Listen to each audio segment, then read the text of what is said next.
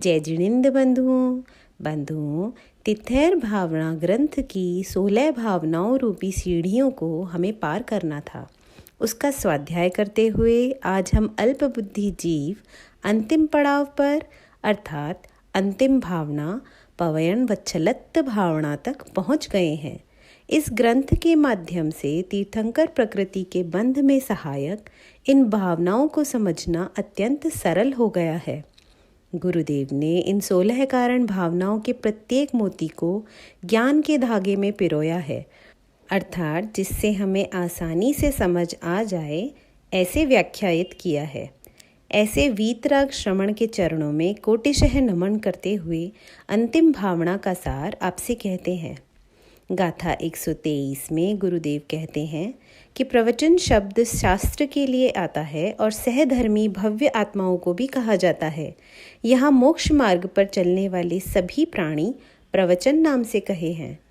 इस अनुसार रत्नत्रय धारक मुनि, श्रावक, श्राविकाएं, अविरत सम्यक दृष्टि जीव ये सभी प्रवचन कहलाएंगे। आचार्य अकलंक देव कहते हैं कि जैसे गाय अपने बछड़े से स्नेह करती है, उसी तरह धार्मिक जन को देखकर स्नेह से ओतप्रोत हो जाना प्रवचन वत्सलत्व है। इसी गाथा में गुरुदेव कार्य कारण की व्यवस्था को भी समझाते हैं और कहते हैं कि एक ही क्रिया अभिप्राय विशेष से धर्म और अधर्म रूप होती है। गाथा 124 में गृहस्थ और श्रवण के लिए 2 प्रकार की चर्या, सागार और अनगार चर्या का वर्णन गुरुदेव ने सरल शब्दों में किया है। श्रावक की चर्या को सागार और श्रवण की चर्या को अनगार चर्या कहते हैं। अब आगे 125वीं गाथा में प्रवचन वात्सल्य का और खुलासा करते हुए गुरुदेव कहते हैं कि सामान्य से सभी जीवों में अनुकंपा से सहित होना या जीवों के प्रति दया भाव रखना, यह भी प्रवचन वात्सल्य का ही उदाहरण है। यहाँ गुरुदेव ने व्यवहार और निश्चय से वात्सल्य का कथन किया है। कर्म और नो कर्म से रहित शुद्धात्मा का श्रद्धान, ज्ञान और आचरण करना निश्चय नय से प्रवचन वात्सल्य है। आगे इसी गाथा में गुरुदेव कहते हैं कि श्रवण जब पुण्य पाप दोनों से उपयोग हटाकर ज्ञान नय में रमता है तो यह स्थिति शुद्धोपयोग की होती है। इसे ही नैष्कर्म्य की दशा कहते हैं। पुण्य पाप का यह बंध 10वें गुण स्थान तक अनवरत चलता रहता है। गाथा 126 में गुरुदेव ने बताया कि प्रवचन वात्सल्य रखने वाले का मन सुंदर होता है। वह प्रवचन वत्सलत्व रूपी जल से चित्त की कलुषता को धोता है। आचार्य कुंद देव भी कहते हैं कि शुद्धात्मा परिणत आत्मा ही लोक में सर्वत्र सुंदर है। सहधर्मी की उन्नति में कभी मन मैला नहीं करना चाहिए। अपनी सोच को व्यापक बनाकर संकरी गलियों से बाहर निकलना चाहिए। संकीर्ण विचारों की घुटन निश्चय से आत्महत्या है।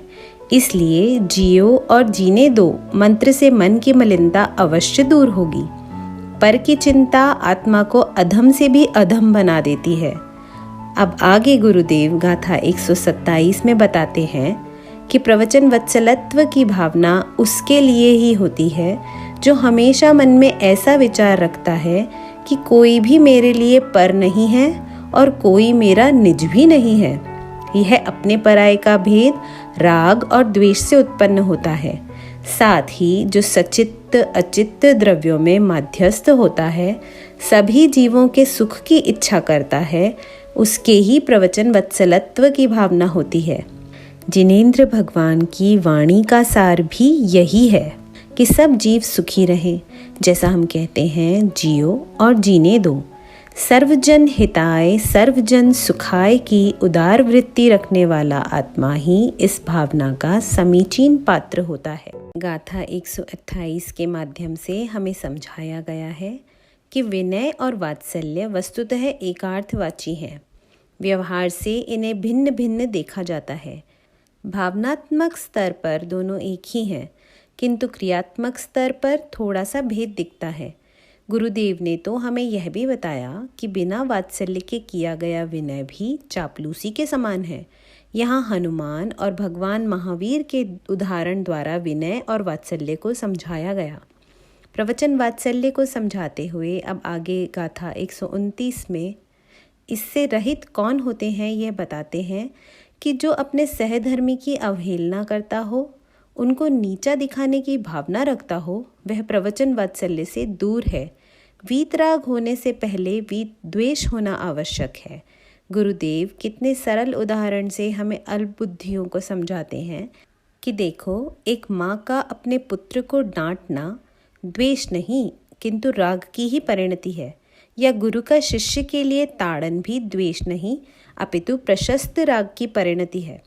प्रशस्त राग के साथ सम्यक दर्शन, ज्ञान, चारित्र बना रहता है। यहाँ आचार्य समंत्र भद्रदेव का यह वाक्य सदैव स्मरणीय है कि न धर्मो धार्मिकैर विना, अर्थात धर्म कभी धार्मिक के बिना नहीं होता है।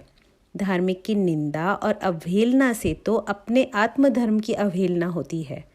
आगे इस ग्रंथ की एवं इस भावना की अंतिम गाथा में उपसंहार करते हुए कहते हैं कि जो सम्यक्त्व से शुद्ध है, समता से सहित है और वात्सल्य भाव के साथ शुभोपयोग से युक्त रहता है, वह मोक्ष का मार्गी तीन लोक के जीवों को सुख का आकर बन जाता है, स्थान बन जाता है। सार यह निकलता है कि विषयों से विरक्त श्रमण 16 कारण भावनाओं को भाकर शीघ्र ही तीर्थंकर नाम कर्म का बंध कर लेता है और अनुपम सुख शर्म की प्राप्ति करता है। आचार्य कुंद देव ने इस काल में भी तीर्थंकर प्रकृति के बंध का उल्लेख किया है। तो बंधुओं, देखा आपने कितनी अद्भुत बात हमारे समक्ष आई। ग्रंथ के प्रारंभ में तीसरी गाथा में भी गुरुदेव ने यही समझाया था कि तीर्थंकर नामक इस विधि का बंध यहाँ हो या ना हो, हमको आत्मशुद्धि करना इसी लक्ष्य को ठाना हो।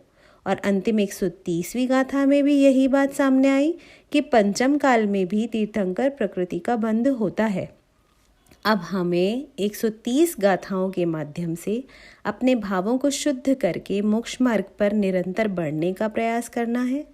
आदिनाथ सा बाना जिनका महावीर सी चाल, चलते फिरते तीरथ प्रणम्य गुरु वंदन बारंबार। सभी के लिए मंगल कामनाओं के साथ जय जिनेंद्र।